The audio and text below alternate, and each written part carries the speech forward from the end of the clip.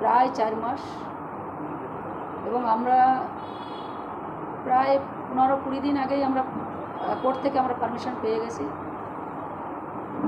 এবং আমরা এই ইলেকশনের জন্য মাননীয় মুখ্যমন্ত্রী মমতা বন্দ্যোপাধ্যায় মধুপর্ণা ঠাকুরকে প্রার্থী করার জন্য বাগদায় মতুয়া ভক্তরা তারা টোটালটাই আমার 15টা গাড়ি প্রতিদিন ঘুরেছে, বিভিন্ন জায়গা থেকে তারা ভক্তরা এসছে এবং ওদের একটাই কথা ছিল যে পারমিশন আমরা যখন পেয়েছি আইনের মাধ্যমে আমরা জয় হয়েছে, নৈতিক জয়, এবং সেটাকে আমরা যেদিনকে ঘোষণা হবে তোমার একটা রেজাল্ট বেরোবে 13 তারিখে, সেই দিনকে প্রথম আমরা তালা খুলে বড় মার কাছে প্রণাম করব এবং সেই ভক্তরা সেটা করেছে।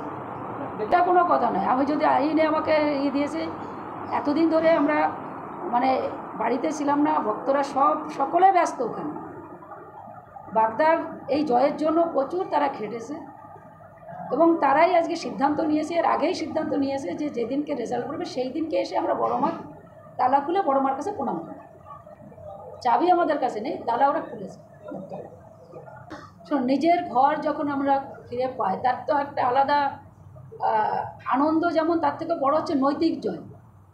যে বিজেপি আজকে বনগাঁ লোকসভায় একটা সেন্ট্রাল, সেখান থেকে মিনিস্টার হওয়ার পরে যে দুর্নীতিতে যে পাওয়ার খাটিয়ে সে আজকে তালা লাগিয়েছিল, তালা ভেঙেছিল, ভেঙে আবার তালা লাগিয়েছে এবং আমরা ইচ্ছা করলে কিন্তু ভক্তরা বহুবার আমাকে বলেছে তালা ভাঙার কথা। আমি বলছি না, আইনের মাধ্যমে যাব। আমার যে শ্বশুর শাশুড়ি যেখানে আজকে আইনের মাধ্যমে যে আজকে আমাকে কাগজপত্র করে দিয়ে গেছে, তার মাধ্যমে যখন নৈতিক জয় আমাদের হয়েছে, আমরা মনে করি এটা সমগ্র মতো সমাজের জয়। তার কারণ হচ্ছে বড় মার কাছে সকালবেলা ঘুমাতে উঠে প্রচুর মানুষ ঠাকুরনগরে তারা আসে, হরি ঠাকুর এবং উর্চার ঠাকুরের মন্দিরে প্রণাম করে বড় মায়ের কাছে কেউ ফুল দিয়ে যায়, প্রণাম করে যায়, তারা চোখের জল, আমি নিজে চোখে দেখেছি। এই যন্ত্রণা মানে আমারও খুব কষ্টদায়ক ছিল।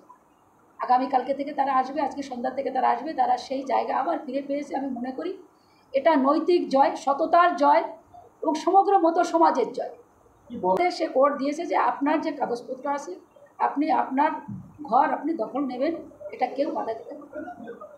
আমি আগেও বলেছি ন্যায় অন্যায়ের বিরুদ্ধে লড়াই, এবং সেখানে দাঁড়িয়ে এর আগেও তো 2019-এর আগেও কিন্তু ঠাকুরবাড়িতে ছিল না, তা তো নয়, কিন্তু এই পাওয়ার খাওয়াতে পারেনি। এবং আমিও যখন 2014-তে কপিল কৃষ্ণ ঠাকুর হয়েছিল, 15-তে আমি এসেছি, আমি ইচ্ছা করলে তো করতে পারতাম, কিন্তু আমরা এই অনৈতিক কাজ আমরা কখনো করি না এবং আমি বিশ্বাসও করি না, পছন্দও করি না। এবং সে যে দুর্নীতি বিজেপির আজকে যে ক্যাডার, ও যেভাবে আজকে ঠাকুরবাড়িতে তালা ভেঙে সন্ত্রাস করেছে সেন্ট্রাল ফোর্স নিয়ে, এর আগে অভিষেক এসেছিল, তখন কী করলো ভক্তরা? আজকে সেখানে পুজো দিতে পারবে না, জুতো পায়ে দিয়ে, সেটা তো আমার কথা নয়, সেটা এখন টিভি মিডিয়াতে দেখেছে ওরা সবাই। মানুষ এতে কিন্তু ক্ষিপ্ত, মতুয়ারা ক্ষিপ্ত। মনে করি তার রেজাল্ট আজকে আপনারা পেয়েছেন। এর বলবো যে আবার তোমাদের জয় হয়েছে। সেই বড় মা, যে ঘরটায় বড় মা বসবাস করতে, একটা সাইডে আমি এবং বড় মা, সেই জায়গাটা আবার ফিরিয়ে আজকে ভক্তদের কাছে দিতে পেরেছি। আবার তারা আসবে, সেইভাবে মার কাছে পুজো করবে, প্রণাম করবে এবং যে কামনা বাসনা বড় মার কাছে করে সেটা আবার ওটা সেই জায়গাটা ফিরিয়ে দিতে পেরেছি। আমি মনে করি এটা আমাদের নৈতিক জয়, মতো ধর্মের নৈতিকের জয়।